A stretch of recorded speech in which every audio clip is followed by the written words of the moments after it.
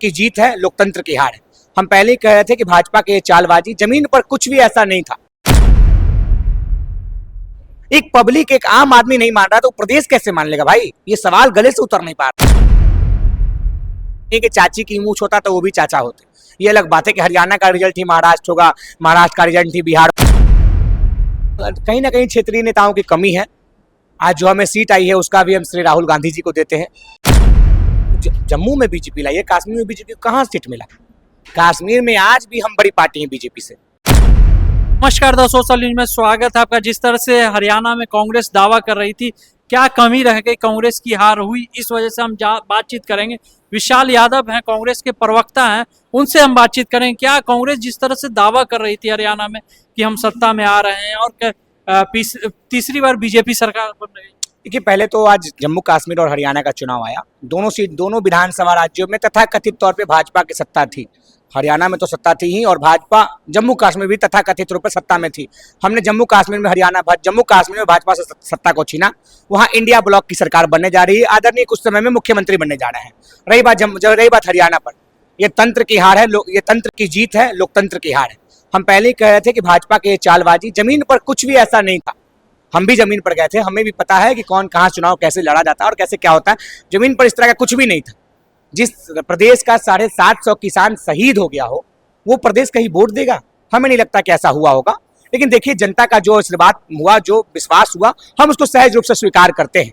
लेकिन इसके पीछे जो चालबाजी है, चालसाजी, उसको लेकर हम चुनाव आयोग के पास जाएंगे और चुनाव आयोग जो अपना फैसला लेगा उसको सर्वमान्य माने जाएंगे। लेकिन एक समय देखा जा रहा था जब 9 बजे तक परिणाम जो था 76 और 10 की लड़ाई रह गई थी उस टाइम में। तो आपको बता दे कि वो हो रहा था किस पे? बैलेट पेपर पे गिनती। बीजेपी तो बैलेट पेपर कुछ कर ही नहीं सकता है। जब बैलेट पेपर पर हम जीत रहे थे, उसी प्रदेश का लोग बैलेट पेपर पर वोट देता है तो कांग्रेस जीत जाती है, और उसी प्रदेश का लोग ईवीएम पर वोट देता है तो कांग्रेस हार जाती है। तो कहीं ना कहीं ईवीएम पर तो शक होगा ही भैया। आखिर क्या कारण है कि ईवीएम पर हम हार जाते हैं और बैलेट पेपर पर हम जीत जाते हैं? बैलेट पेपर बीजेपी का सुपड़ा साफ हो गया। मात्र 10 डबल डिजिट भी नहीं आ पा रहा था, 9, 8, 7 ऐसे ही आ रहा था। और अब फिर ईवीएम खुला तो फिर उलट हो गई। तो हम समझते हैं कहीं ना कहीं ईवीएम का ये जो खेल हुआ वो सब कुछ समझता है और जनता समझ रही है। कहीं ना कहीं कांग्रेस अपनी वजह से भी हार सकती, जिस तरह से आम आदमी पार्टी ने 10 सीट की मांग की थी। नहीं, देखिए, चुनाव में हर तरह का ये होता है। हर गठबंधन के लोग चाहते हैं कि हमारी जगह लड़े नहीं लड़े। हमने भी तो, कांग्रेस पार्टी ने तो प्रयास किया ही था कि आम आदमी पार्टी से गठबंधन हो। अब कौन सा स्वरूप ऐसा बना कि गठबंधन नहीं हो पाया या क्या हुआ नहीं हुआ, वो सबके सामने पब्लिक डोमेन में। लेकिन हमने प्रयास किया कि आम आदमी पार्टी से गठबंधन हो। और आम आदमी पार्टी आखिर क्यों नहीं गठबंधन किया, ये आम आदमी पार्टी के लोग ही बताएंगे। कांग्रेस पार्टी के लोग प्रयास किए थे। नहीं, और भी पार्टी थी तो किसी से गठबंधन नहीं हुआ, और सरकार दावा कर रही थी वहां की जनता भी कि कांग्रेस आ रही है। नहीं, हम तो कह ही रहे हैं कि जमीन पर ऐसा कुछ नहीं था जैसा रिजल्ट आया। जमीन पर लोग कांग्रेस को स्वीकार। आप आज जाकर पूछिए, जिस प्रदेश, जिस जिला से, जिस कंस्टिट्यूएंसी से बीजेपी के एमएलए जीते, वहां जाकर पूछिए, वहां से कांग्रेस जीतेगी। आप जो न्यूज चैनल का बात करें, उस न्यूज चैनल पे एक सर्वे भी हो रहा था, जो लाइव सर्वे हो रहा था, पब्लिक ओपिनियन बताया जा रहा था और रिजल्ट भी बताया जाता। उसमें क्लिक पर भी कांग्रेस आ गई थी। वोट में भी कांग्रेस आदमी, बेबी प्लेट में भी कांग्रेस आ गए, डिजिटल पे भी कांग्रेस आ गए। लेकिन ईवीएम में कांग्रेस पिछड़ कैसे जा रही, इस पर सोचने की बात होगी। एग्जिट पोल भी बता रहा था कांग्रेस 70-30 का मुकाबला रहा, और जनता का भी रुख वही था। हमने भी कवर किया। एग्जिट पोल का बात तो सुबह 9 बजे दिख ही रहा था। एग्जिट पोल तो आम जनता से पूछता है, ईवीएम से तो पूछता नहीं है।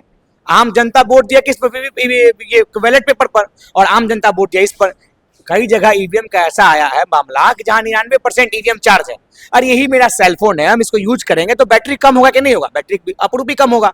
लेकिन ईवीएम में क्या ऐसा बैटरी है भैया कि बैटरी कमी नहीं हो रहा? और जहां 99% बैटरी लगा हुआ है वहां बीजेपी जीत रही है, और जहां 70% बैटरी का है वहां कांग्रेस जीत रही है। तो कहीं ना कहीं ईवीएम में छेड़छाड़ हुआ है।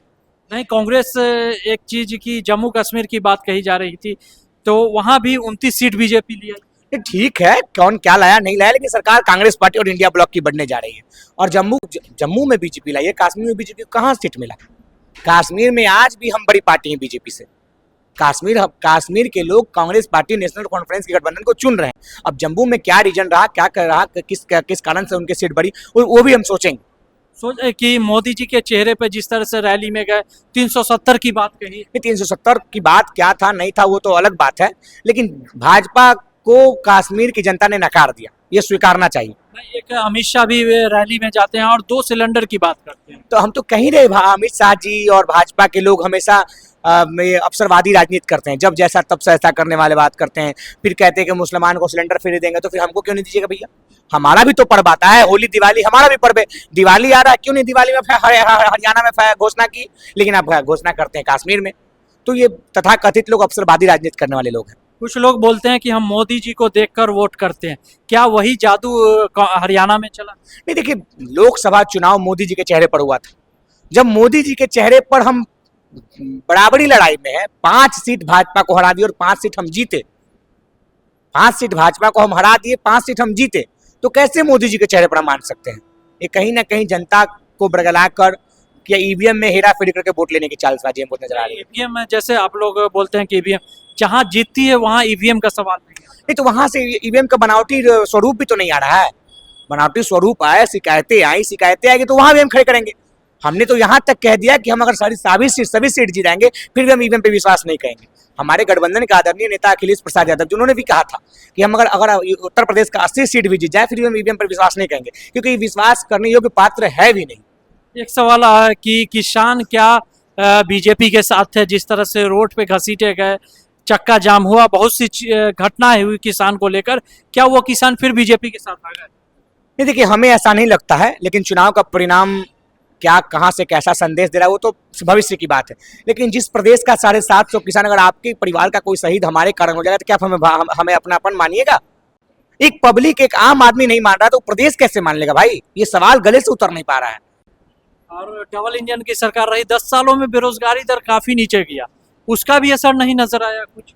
नहीं, देखिए, 10 सालों में जो 9.5 साल तक मुख्यमंत्री रहे, उनका पोस्टर से फोटो गायब कर दिया गया, उनको कोई तवज्जो नहीं दिया गया, उनका एक भी रैली नहीं हुआ, एक भी प्रोग्राम नहीं हुआ, फिर भी इस तरह का रिजल्ट आना, हम समझते हैं कि कहीं ना कहीं कुछ ना कुछ मामला है इसमें। क्या राहुल गांधी में भी कमी रह गई थी जो जनता के बीच नहीं पहुंच पाई? नहीं, राहुल गांधी जी तो अपना यात्रा भी किया, चुनावी सभा भी किए।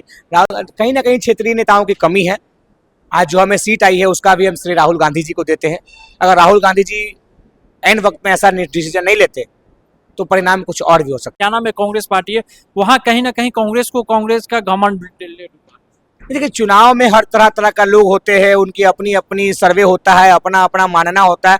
अब कौन क्या मान रहा है, मैं ऐसा नहीं मानता हूँ। सब लोग का अपना अपना मानने का प्रक्रिया है, लोकतंत्र है, देश आजाद है, हर लोग माने वो अलग बात है, कौन क्या मानता है, लेकिन हमारा ऐसा मानना नहीं। लेकिन एक चीज, पहलवानों को विनेश फोगाट जीती, और बात कही जाए कि पहलवानों के साथ भी दुरुपयोग हुआ, बहुत सी लाठीचार्ज हुई, तो उसका भी असर कुछ नजर नहीं आया। नहीं, नजर कैसे नहीं आया? आदरणीय विनेश फोगाट जी आज हमारी कांग्रेस पार्टी की एमएलए बनी, विधायिका बनकर आई।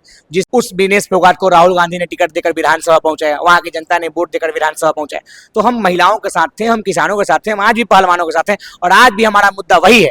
हम चुनाव हारे या जीते, हमारा मुद्दा बना रहेगा।